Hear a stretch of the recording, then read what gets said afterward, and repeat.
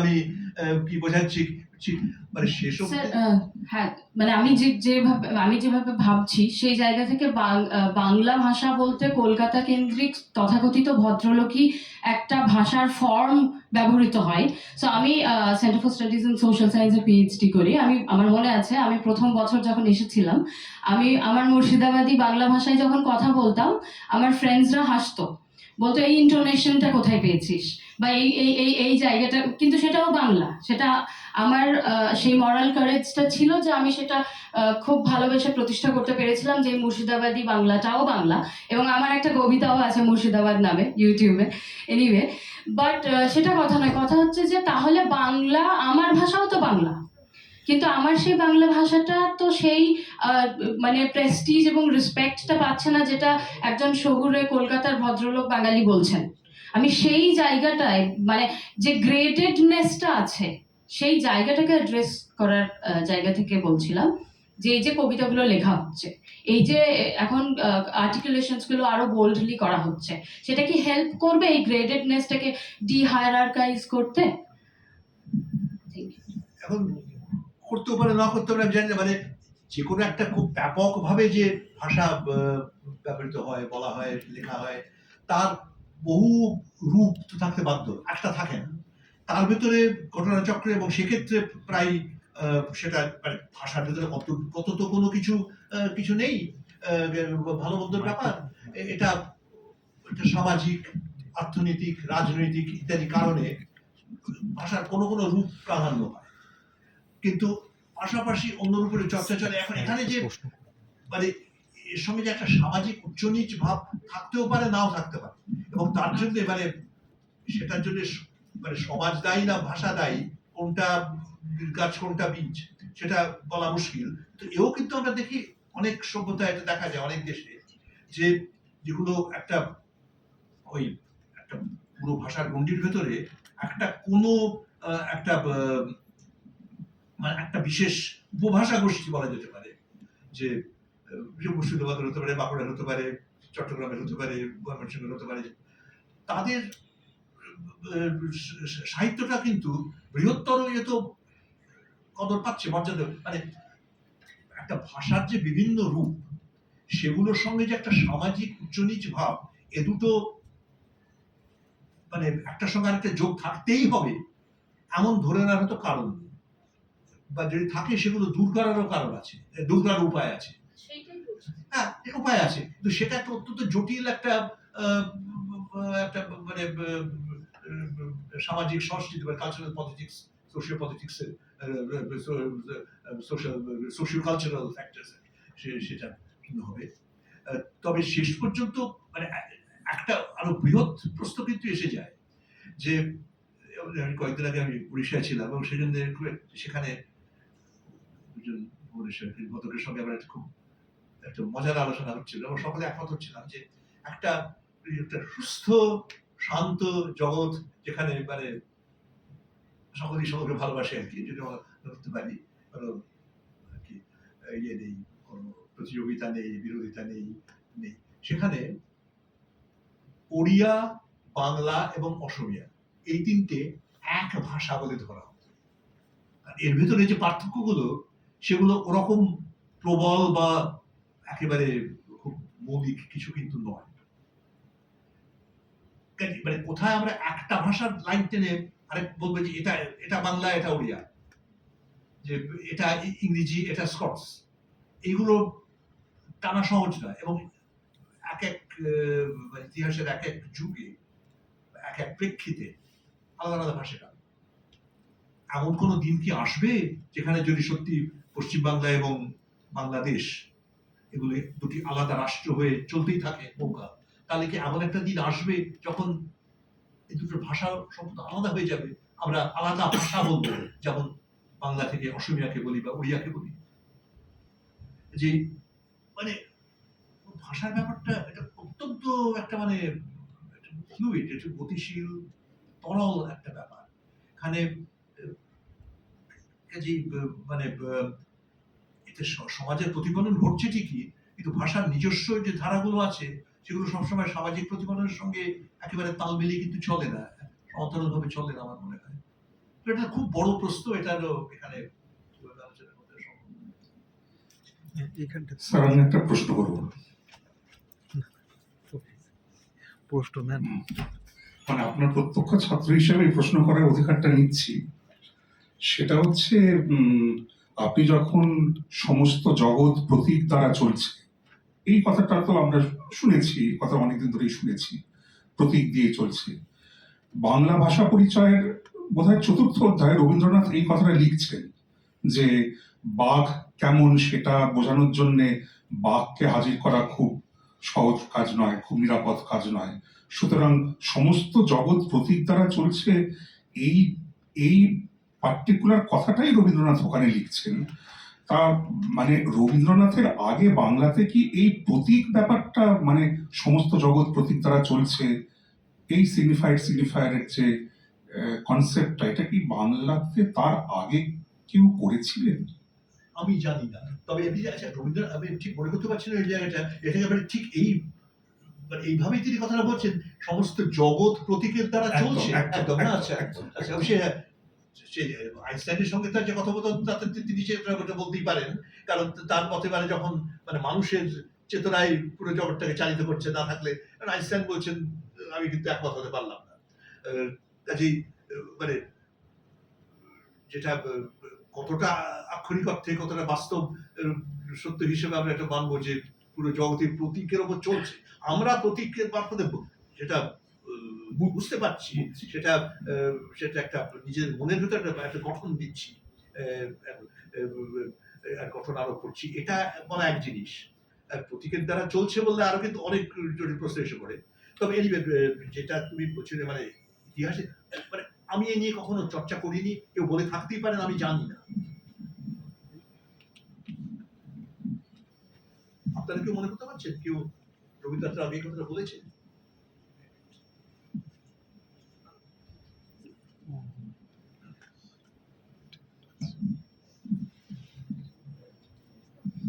আমার যে প্রশ্নটাও ছিল সেটার সঙ্গে খানিকটা এই কথাটাও যুক্ত হয়ে যাচ্ছে। আসলে ওই আপনি বাক্যবোধীয়র কথা বলেছিলেন, আমি নিজে পালি নিয়ে চর্চা করি, বৌদ্ধ ধর্ম নিয়ে চর্চা করি। বৌদ্ধ ধর্মে বিজ্ঞানবাদের কথা বলা হয়, যেখানে বিজ্ঞপ্তি মাত্রই হচ্ছে সিদ্ধ, মানে চিত্ত মাত্র, বিজ্ঞপ্তি মাত্র, যেটা 4র্থ শতক 5ম শতক এরকম সময় বলা হয়েছিল কথাগুলো। তার প্রভাব নিশ্চয়ই রবীন্দ্রনাথের লেখার মধ্যে ছিল, কারণ উনিও চর্চা করতেন সেগুলো। এবং ওই সময়ই প্রায় বাক্যবোধীয় থিওরিরও কাজটা করছে। যেটা রণজিৎ গুহর ব্যাপারে জিজ্ঞাসা, ওনার মধ্যেও কি খানিকটা সেই ভারতীয় দর্শনের চেতনাগুলো কাজ করেছে উনি যখন কাজ করছেন? আবার রবীন্দ্রনাথের আমি তুমির কথা যখন বলছেন, রবীন্দ্রনাথ বলছেন তোমায় আমায় মিলন হবে বলে আলোয় আকাশ ভরা, মানে এই মিলনের কথাটা যখন উনি বলছেন তখন আবার একটা দ্বৈত সত্তার কথাও আসছে। সেটা মিলন হচ্ছে, হয়তো গিয়ে এক সত্তা হচ্ছে, কিন্তু আবার দ্বৈত সত্তাটাও রবীন্দ্রনাথ স্বীকার করছেন তার সঙ্গে একসঙ্গে। এই ব্যাপারটাই আপনার প্রশ্নটা তাহলে ঠিক কি আপনি মানে না, প্রশ্নটা না, একটা হচ্ছে আপনি ওই আগে কেউ বলেছেন কিনা বলাতে আমি এই কথাটা বললাম যে বৌদ্ধ মতে এইটা ছিল, এই কথাটা জানালাম। আর প্রশ্নটা হচ্ছে যে এই যে দার্শনিক চেতনাটা, যেটা ভারতীয় দার্শনিক চেতনাটা যেটা রয়েছে, সেটা নিশ্চয়ই রণজিৎ গুহার মধ্যে কাজ করছেন উনি যখন এই কথাগুলো বলছেন। আমি সেইটাই জিজ্ঞাসা করতে চাইছি। আপনার কি উল্লেখ করছেন কাজ করছেন, মানে সেতু নানা জায়গায় সরাসরি কথা যেহেতু আপনি সরাসরি উল্লেখ করলেন, উপচারের প্রসঙ্গটা যেহেতু আনলেন, আবার উনি ধনুকের কথা বলছেন, এই হিসেবে আমি বলছি। আমি জানলাম মানে রণজিৎ গুহা এত ব্যাপকভাবে রয়েছে আমার নায়নে, তার লেখা আলোচনা করতে গিয়ে নায়নে উপায় নেই। এখন তিনি আলোচনা তো প্রচুর করছেন, এখন সেটা মানে ঠিক আলোচনা কি ভুল আলোচনা করছেন, কিংবা কতটা সত্যি অতীত থেকে নিচ্ছেন আর কতটা নিজে যোগ করছেন, এ ব্যাপারেও মানে এই প্রশ্নের উত্তর দেওয়ার জ্ঞান আমার নেই। এটা যারা আপনারা এইসব বিষয় নিয়ে চর্চা করেন আপনারাই দিতে পারবেন। আমরা আর একটা প্রশ্ন নিতে পারবো সময়ের অভাবে, সংক্ষিপ্ত প্রশ্ন। গোড়াতেই বলি, প্রশ্নটা গতকাল করার ইচ্ছে ছিল কিন্তু মাস্টারমশাইকে করতে পারিনি, কিন্তু আজকে আপনি দুটো টেক্সটের রেফারেন্স দিয়েছেন যেটা গতকাল এসছে। একটা হচ্ছে প্রোজ অফ কাউন্টার ইনসার্জেন্সি, আর আরেকটা কবির নাম ও সর্বনাম।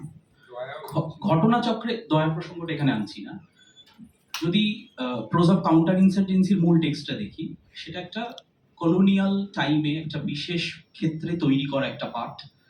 কবির নাম ও সর্বনামে যে ত্রিগীত নিয়ে উনি যে আলোচনা করছেন, সেটা একটা পুরো ভিন্ন প্রেক্ষিতে ভিন্ন চরিত্রের একটা বা কতগুলি পাঠ।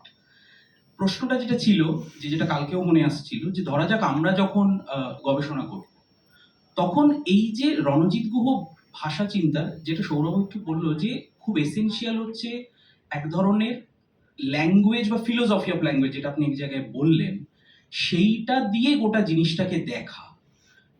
মজার মানে ঘটনাচক্রে ধরা যাক তাহলে উনি যেভাবে গতকাল স্যার দেখাচ্ছিলেন যে এলিমেন্টারি অ্যাসপেক্টস, সে উনি নানান ধরনের লিঙ্গুইস্টিক্স কনসেপ্ট আনছেন ভারতীয় ভাষা তত্ত্বের দর্শনের প্রসঙ্গ। এখন আমার প্রশ্নটা হচ্ছে, এটা কি আদৌ একটা রিসার্চ মেথোডোলজি হিসেবে, অর্থাৎ ইতিহাস বা সাহিত্য যদি আমি আলাদা করি, বা যে কোনো পাঠ, সেটাকে আলোচনা করার রিসার্চ মেথোডোলজি হিসেবে আদৌ এই ভাষা দর্শনের দিক থেকে বিষয়টাকে ভাবা, এটি কি একটা জেনারেল রিসার্চ মেথোডোলজি হতে পারে? আমি জাস্ট আপনার রিফ্লেকশনটা জানতে চাইছি, নাকি এটা রণজিৎ গুহর ব্যক্তিগত যে উৎসাহ বা ওর জ্ঞান ওই বিষয়ে, সেটা ওকে প্রণোদিত করতে পারে, কিন্তু এটা একটা সাধারণভাবে আমি একটা কলোনিয়াল টেক্সট বা কোনো একটা ডকুমেন্টকে ওইভাবে দেখবো, ভাষা দর্শনের দিক থেকে দেখবো, সেক্ষেত্রে ভর্তৃহরির প্রয়োগটাও ক্ষেত্রে জরুরি, এইভাবে আদৌ দেখাটা সম্ভব কিনা? এটা এটা আপনার রিফ্লেকশনটা কি মনে হচ্ছে, যে এটা কি আদৌ একটা রিসার্চ মেথোডোলজি হিসেবে ডেভেলপ করতে পারে? ও একটা বিরাট প্রশ্ন। এখন আমরা কোনো কলোনিয়াল টেক্সট পেতে গেলে তার থেকে ভর্তৃহরি টেনে আনবো, এভাবে গেলে তো মানে ইতিহাস পাঠ বন্ধ করে দিতে হবে। বাট একটা বলতে পারি, মানে যেটা আমি আমি খুব জোর দিয়ে বলি, ইনফ্যাক্ট কেউ শোনে না, যে আমরা যারাই এমন কিছু বিদ্যা চর্চা করি যেখানে পাঠটা গুরুত্বপূর্ণ, এবং পাঠ কিন্তু কোনো না কোনো সবকিছু গুরুত্বপূর্ণ, এমনকি অঙ্ক বিজ্ঞান সেখানেও গুরুত্বপূর্ণ, তবে বিশেষত আমরা যারা দর্শন নিয়ে চর্চা করি বা ইতিহাস নিয়ে চর্চা করি এবং তথাকথিত সাহিত্য নিয়ে চর্চা করি, বিশেষ করি আমাদের পুরো কাজই তো কি কোথাও আমরা দেখা পাচ্ছি, দেখা বা কখনো হয়তো বলা, মুখে বলা হচ্ছে, সেক্ষেত্রে ওই মানে শব্দগুলির অর্থ কি এবং সেগুলি কোন অবস্থায় বলা হচ্ছে, আমরা চোখের সামনে যেটা দেখছি আদৌ তাই বলা হয়েছে নাকি কোথাও কিছু বদলে গেছে, যা বলা হচ্ছে তার মানে একেবারে যেটা উপরে উপরে বাহ্য অর্থ যেটা, এবং তার যেটা বিকল্প বা গূঢ় অর্থ, অন্তর্নিহিত অর্থ, এই দুটো এক কিনা, মানে এইভাবে আমাদের যেখানে আমাদের কোনো একটা টেক্সট আমাদের দেখতে হচ্ছে, we should analyse the text critically. আমরা মানে চোখের সামনে দেখছি, এই তো ছাপারক করে দেখলাম, এটা নিশ্চয়ই ধ্রুব সত্য, আমি নিয়ে ঢুকিয়ে দিলাম, that is not research. Research করতে গেলে আমার দেখতে হবে যে এই যে আমি পাচ্ছি, এটা এটা কি ঠিক পাচ্ছি। রিসার্চারের যাই চোখের সামনে দেখবে এটা সন্দেহ করতে হবে, এবং মুশকিল হচ্ছে যে যাই হচ্ছে এটা সন্দেহ করতে হবে, চ্যালেঞ্জ করতে করতে করতে সব আমার অভ্যেস দাঁড়িয়ে যায়, যাকে সামনে দেখছি তাকেও আমি সন্দেহ করি বা তাকে আমি চ্যালেঞ্জ করি, কোনো মতই আমি চট করে গ্রহণ করি। এটা শিক্ষার একটা খুব বিরাট কথা। তবে এখানে আর আমাদের শিক্ষামন্ত্রী বসে আছেন, এই ব্যাপারে তিনি বলতে চান তিনি বলবেন, আর আমি আর স্যার আপনি বলতে বলুন। আমি বলবো না, সবকে উস্কে দিয়ে হবে না। তবে যেটা প্রতিবার ক্রিটিক্যাল, যে কোনো তো research methodology has to be critical. আমি লাইব্রেরিতে গেলাম, নোট করলাম, সেটা আমার থিসিসে লিখে দিলাম, সেটা তো কিছু হয়ে গেল না, তাহলে আমার থিসিস, আমার যেটা বক্তব্য প্রতিপাদ্য, সেটা কোথায় গেল? কাজে সেই অর্থে নিশ্চয়ই আমাদের মানে কি মানে ইমপ্লিকেশনস থাকতে হবে একটা কোনো একটা টেক্সটে, সেটা আমাদের নিশ্চয়ই দেখতে হবে। তার জন্য কোথায় আমি ভর্তৃহরিকে টেনে আনবো, আর কোথায় চমস্কিকে টেনে আনবো, আর কোথায় কাউকে টেনে আনবো না। আমি শুধু বলবো যে এখানে একটা ছাপার ভুল হয়েছে, এখানে দুটো পৃষ্ঠা উঠে গেছে, এরকম তো হয়। এটা বা কোথাও বলতে পারি এটা ডা মিথ্যে, কেউ মন থেকে করে লিখেছে, এটা এখন কত এরকম পাঠ আছে আমরা জানি না অবধি যে সেগুলো কি একটা সত্য ঘটনার বিবরণ, নাকি সেটা পুরোপুরি কল্পনা। পুরোপুরি সত্য ঘটনার বিবরণ কোনোদিন হয় না, হতে পারে না। আবার পুরোপুরি কল্পনা হতে পারে না, কারণ কল্পনা করে আমি যা লিখছি সেটা তো আবার কোনো না কোনো স্তরে আমার একটা অভিজ্ঞতার ভিত্তি করে লিখছি। কিন্তু ওই যে রবীন্দ্রের যে তারতম্য, যে এই যে লুকোচুরি যেটা, সেটা যতটা সম্ভব সেটা আর কি, সেটা হদিশ পাওয়া, তার মধ্যে থেকে যেটুকু পারি যতটুকু পারি একটা কিছু কথা ছেঁকে বার করা, এবং একটা আসল কথা, সার কিছু, এটাই তো। এটা ঠিক আপনার প্রশ্নের উত্তর হলো না, তবে আপনার প্রশ্নটা বড্ড ব্যাপক, ওর উত্তর আমাদের কেউ দিতে পারবে না, এটা আমাকে এই দুটো কথা বললাম। সবাইকে ধন্যবাদ তাদের প্রশ্নের জন্য। আমরা কৃতজ্ঞ যে আমাদের মধ্যে আজকে উপস্থিত হয়েছেন রাজ্যের শিক্ষামন্ত্রী অধ্যাপক প্রাপ্ত বসু। আমরা অনুরোধ করছি অধ্যাপক বসুকে আসন গ্রহণ করার জন্য, এবং আমি রিকোয়েস্ট করবো আমাদের ডিরেক্টর সাথী গুলোকে মাননীয় শিক্ষামন্ত্রীকে স্যার আমি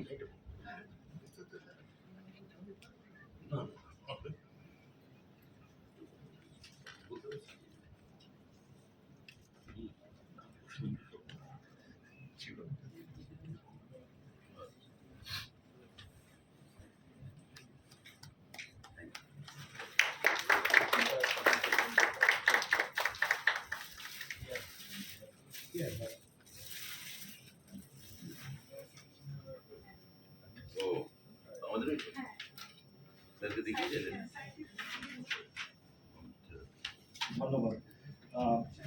আমাদের রাজ্যের মাননীয় শিক্ষামন্ত্রী অধ্যাপক প্রাপ্ত বসু এখন সমাপ্তি আসলে তখন অ্যাড্রেস দেবেন। আমি অনুরোধ করছি অধ্যাপক প্রাপ্ত বসুকে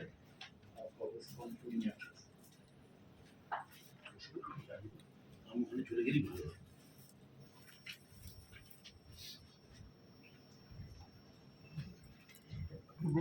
স্যার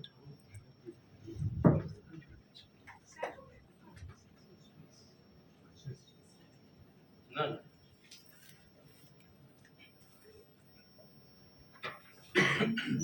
নমস্কার, আপনাদের সবাইকে ধন্যবাদ এখানে উপস্থিত হওয়ার জন্য।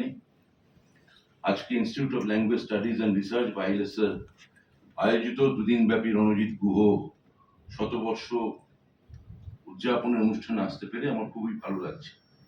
আমাদের উদ্দেশ্য ছিল অধ্যাপক রণজিৎ গুহর মনন বিশ্বের এক বৌদ্ধিক পরিক্রমা, ইংরেজিতে যাকে বলা যেতে পারে ইন্টেলেকচুয়াল পিলগ্রিমেজ।